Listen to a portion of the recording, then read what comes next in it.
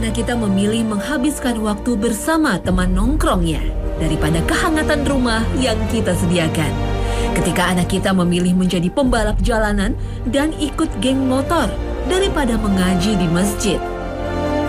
Ketika anak kita bingung tak bercita-cita, sementara dunia menunggu gebrakan baru dari anak muda Indonesia.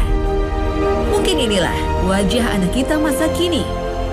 Bukan salah mereka yang pasti, karena anak terlahir fitrah dan kita sebagai orang tua yang membentuk mereka untuk menjadi seperti apa.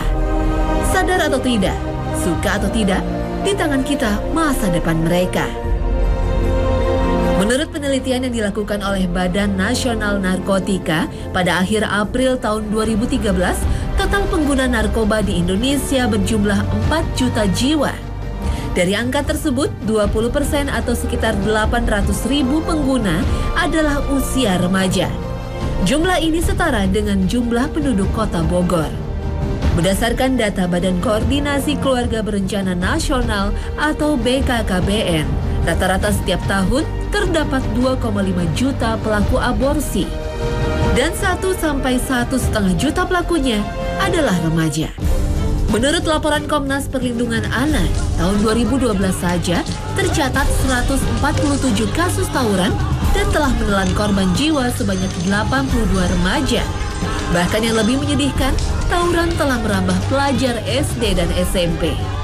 Inilah sebagian potret buram remaja Indonesia yang notabene adalah calon pemimpin masa depan bangsa. Kita tentu bertanya-tanya, apa gerangan yang terjadi pada remaja kita? Apakah ada yang salah pada cara kita mendidik mereka? Berdasarkan laporan tahunan yang dirilis Badan PBB untuk urusan pendidikan UNESCO tahun 2012, kualitas pendidikan Indonesia berada pada peringkat ke-64 dari 120 negara yang diteliti. Peringkat pertama dan kedua ditempati oleh negara yang mayoritas penduduknya non-Muslim, Finlandia dan Korea Selatan. Sementara itu, Kementerian Pendidikan yang bertanggung jawab untuk urusan pendidikan pun penuh dengan masalah. Menurut laporan ICW dalam kurun 10 tahun terakhir, terdapat 298 kasus korupsi yang melibatkan Kementerian Pendidikan dengan kerugian negara mencapai 619 miliar rupiah dan tersangka sebanyak 474 orang. Melihat potret tersebut, kita seperti menemukan benang merah dari permasalahan yang dihadapi oleh remaja kita. Ada apa dengan dunia pendidikan kita? Masihkah kita patut untuk percaya pada sekolah negeri yang dikelola pemerintah? Atau kita lepaskan saja anak kita di sekolah swasta? Seperti apa Islam mengatur pendidikan anak?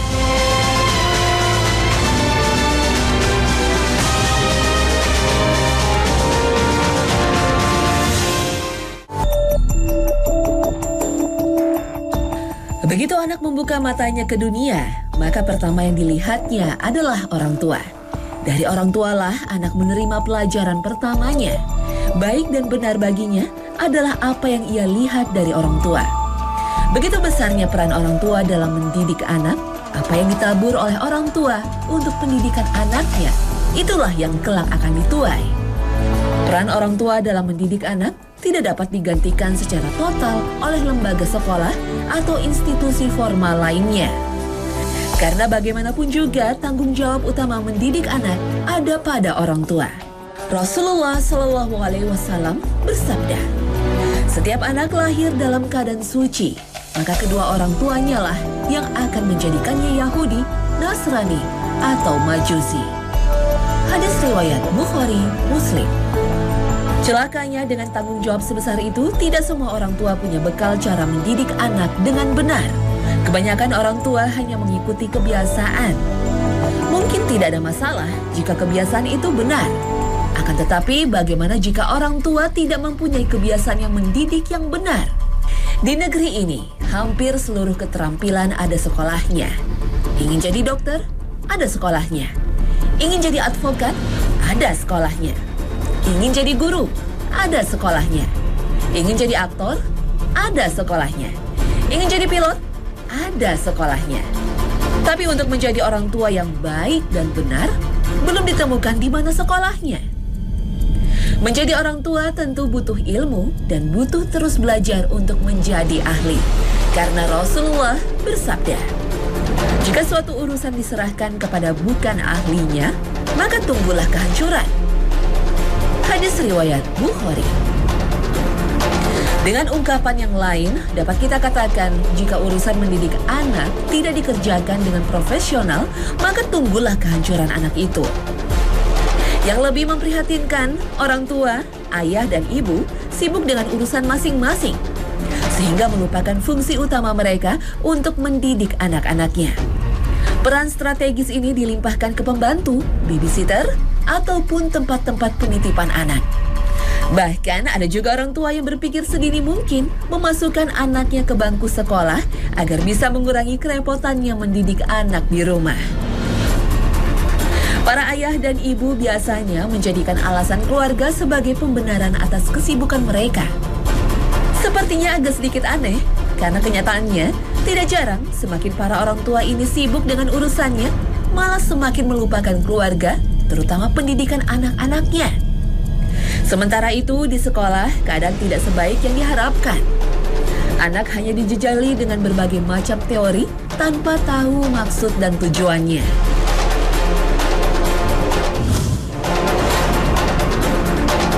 Sekolah yang seharusnya menjadi sarana pendidikan terpenting berubah menjadi sekedar tempat transfer informasi.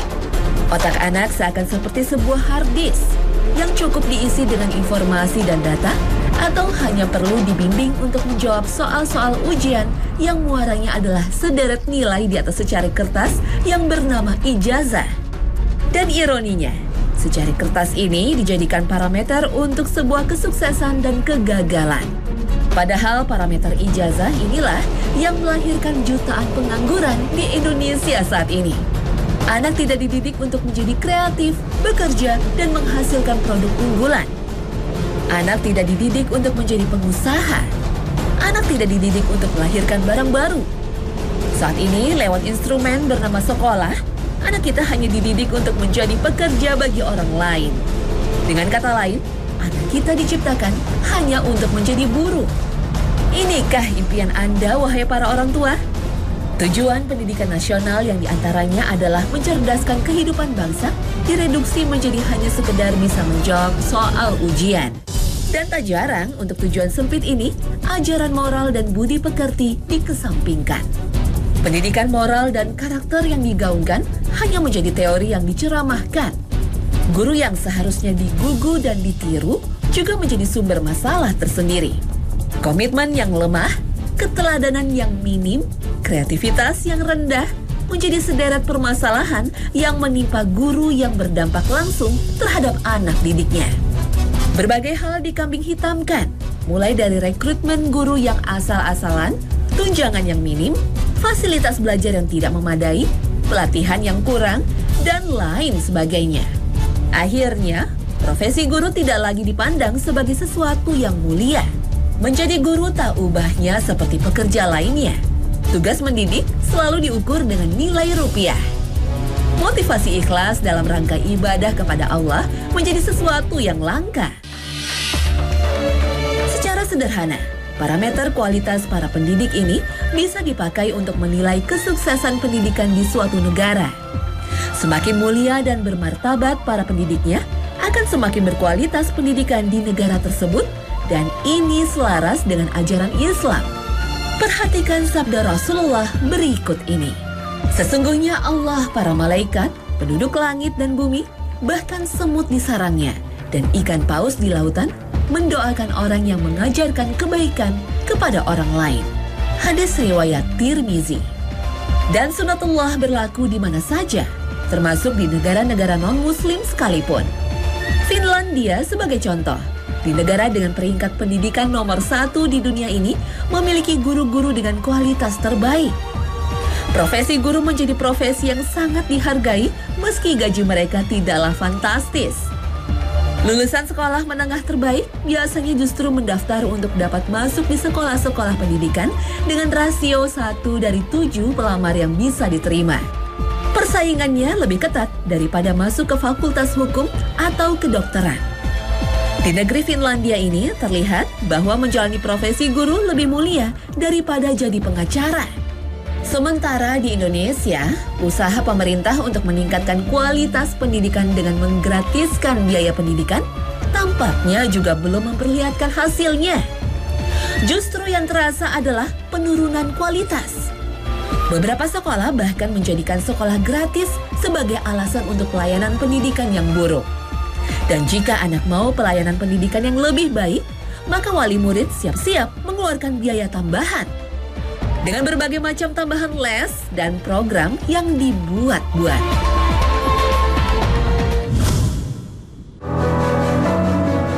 Rendahnya kualitas pendidikan reguler yang diselenggarakan pemerintah menyebabkan orang tua mencari alternatif pendidikan formal lain, meski harus mengeluarkan biaya yang tidak sedikit demi pendidikan terbaik untuk anak-anaknya.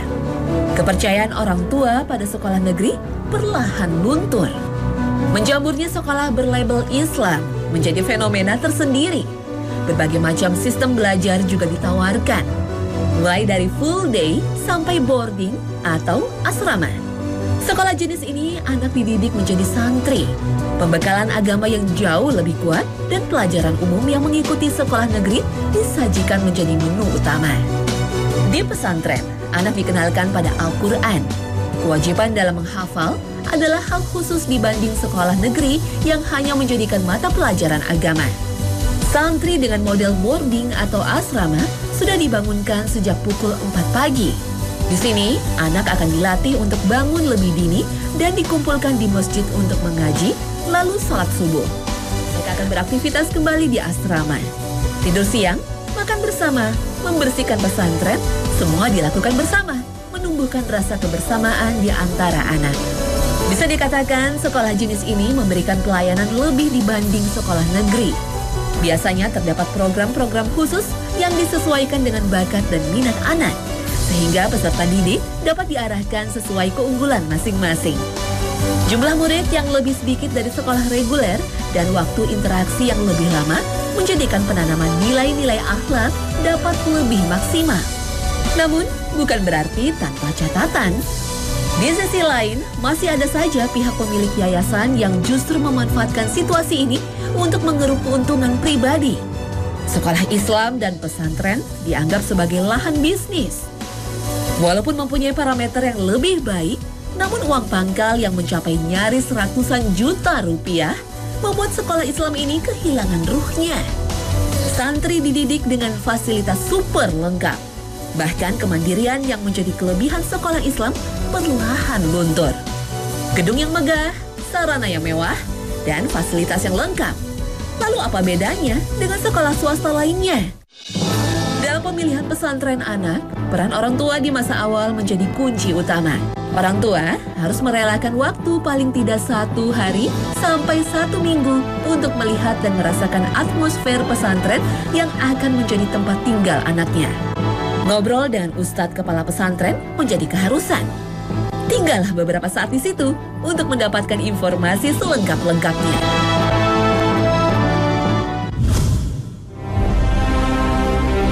Ketidakpercayaan terhadap sekolah formal dalam mencapai tujuan pendidikan juga menjadi pemicu bagi orang tua memberikan pendidikan di rumah atau yang dikenal dengan istilah homeschooling. Sebuah pola pembelajaran yang dianggap bisa memberikan harapan pada mutu pendidikan anak. Pada pola homeschooling, tanggung jawab keluarga menjadi lebih besar. Homeschooling lebih banyak memberikan keleluasaan bagi anak untuk menikmati proses belajar. Mereka tidak perlu tertekan dengan beban materi ajar yang ditargetkan kurikulum. Di samping itu, anak mendapat pendidikan moral atau keagamaan dan suasana belajar yang lebih baik. Anak juga bisa mendapat keterampilan khusus dan bisa mengembangkan sesuai bakat yang dimiliki. Kendati begitu, bukan berarti homeschooling tidak memiliki kelemahan. Pasalnya, pola belajar di rumah tidak bisa menciptakan suasana kompetitif. Anak tidak bisa membandingkan sampai di mana kemampuannya dibandingkan anak-anak lain seusianya. Selain itu, anak yang belajar dengan pola homeschooling dinilai keterampilan bersosialisasinya relatif rendah. Ada kalanya, homeschooling dijadikan pelarian oleh anak-anak yang memang malas belajar Atau karena kesibukan si anak sebagai selebritis misalnya. Atau orang tua yang selalu berpindah tempat kerja. Ada juga yang menjadikan ekonomi sebagai alasan akibat mahalnya biaya pendidikan yang berkualitas.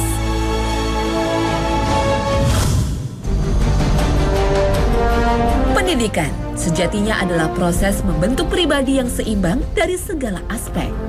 Aspek pendidikan dalam Islam meliputi aspek keimanan, moralitas, fisik, intelektual, mental, dan sosial. Dan ajaran Islam memberikan porsi yang cukup bagi semua aspek tersebut. Allah telah muliakan manusia dan ciptakan manusia dalam sebaik-baik bentuk. Sehingga pada hakikatnya, setiap insan, setiap anak datang ke dunia dalam keadaan fitrah. Maka siapapun orang tua, pada hakikatnya mengemban misi sebagai penjaga fitrah anak-anaknya. Dengan demikian, mendidik anak bukanlah proses instan. Tapi proses itu telah dimulai terhadap orang tua yang merupakan pendidik pertama. Yang di tangannya lah bahan mentah yang bernama anak-anak. Pada titik ini, memilih pasangan hidup yang baik, soleh, dan solehah menjadi jaminan demi keberlangsungan pendidikan yang baik bagi generasi masa depan yang lebih baik. Dengan kualitas orang tua baik, tentu besar harapan akan lahirnya generasi yang hebat. Oleh sebab itu, bagi calon orang tua yang serius ingin mendapatkan pendidikan yang baik bagi putra dan putrinya, sangat penting untuk memperhatikan kualitas calon ayah atau ibu bagi anak-anaknya. Al-malu wal-banuna zinatul hayatid dunya wal-baqiyatus الصالحات خير عند ربك ثوابا وخير أملا. Sebagai bekal untuk mendidik anak, Allah Subhanahu wa Ta'ala menitipkan sebagian kecil dari sifat kasih sayangnya kepada orang tua. Rasulullah memberikan arahan bagaimana pentingnya kasih sayang dari orang tua terhadap anak-anaknya. Dalam sebuah hadis riwayat Bukhari, Abu Hurairah menceritakan, suatu ketika Rasulullah mencium cucunya Hasan bin Ali. Sedangkan di dekat beliau ada Aqra bin Al-Habs At-Tamimi. Melihat hal itu, Aqra berkata, "Saya punya 10 anak. Satu pun tidak pernah saya mencium mereka." Rasulullah menoleh kepada Aqra dan berkata, "Siapa yang tidak menyayangi, tidak akan disayang." Kasih sayang akan melahirkan kelembutan dan kesopanan.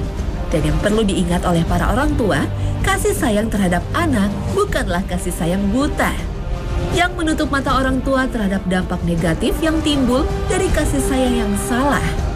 Kasih sayang bukan berarti mengikuti apapun kemauan anak, memberikan fasilitas apapun yang diminta anak, memberikan motor, memberikan mainan mahal, memberikan handphone canggih, atau memberikan mobil sebagai hadiah ulang tahun.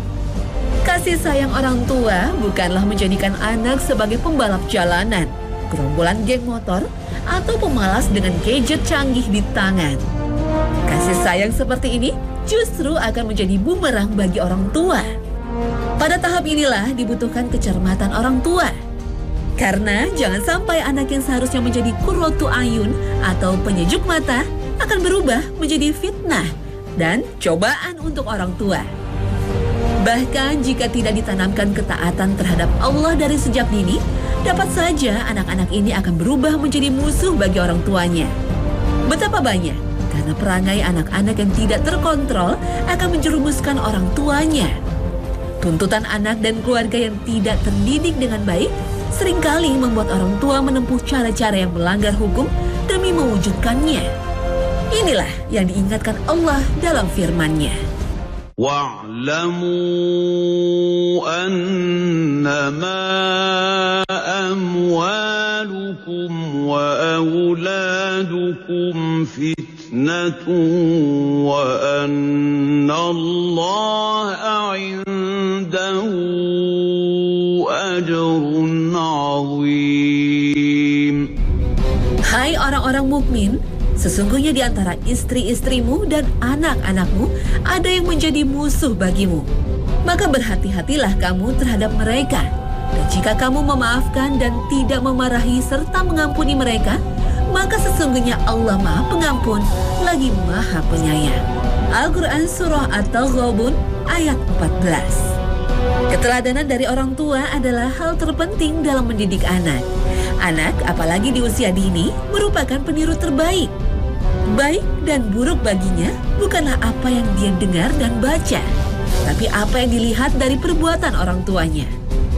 Rasulullah Shallallahu Alaihi Wasallam yang merupakan inspirasi para pendidik telah memberikan contoh dalam hal ini.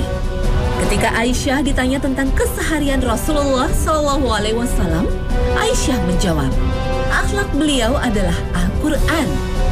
Mendidik juga dapat dilakukan dengan metode nasihat langsung, dengan bijak dan kasih sayang. Luqman merupakan sosok teladan dalam mendidik anak yang nasihatnya Allah abadikan dalam Al-Quran. وَإِذْ قَالَ لُقْمَانُ لِابْنِهِ وَهُوَ يَعِظُهُ يَا بُنَيَّ لَا تُشْرِكْ بِاللَّهِ إِنَّ الشِّرْكَ لَظُلْمٌ عَظِيمٌ. Rasulullah Shallallahu Alaihi Wasallam bersabda, perintahkan anak-anakmu untuk melakukan sholat ketika umurnya 7 tahun. Pukullah mereka ketika mereka sudah berumur 10 tahun. Dan pisahkan tempat tidur mereka. Hadis riwayat Abu Dawud.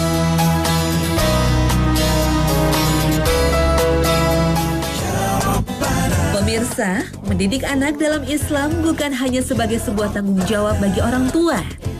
Mendidik anak adalah bagian dari ibadah dan ketaatan kepada Allah Subhanahu wa Ta'ala.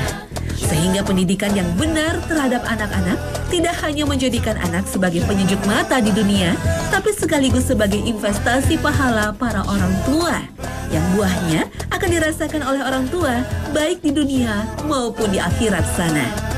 Hai orang-orang yang beriman, peliharalah dirimu dan keluargamu dari api neraka yang bahan bakarnya adalah manusia dan batu.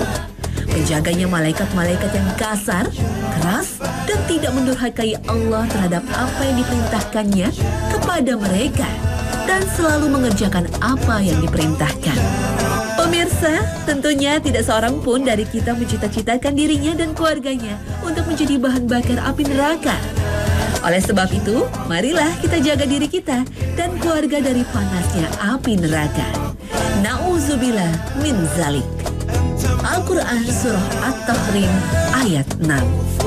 Pemirsa Hasanah, semoga tayangan ini menginspirasi kita untuk senantiasa belajar menjadi pendidik yang baik, yang akan melahirkan generasi terbaik untuk umat dan bangsa.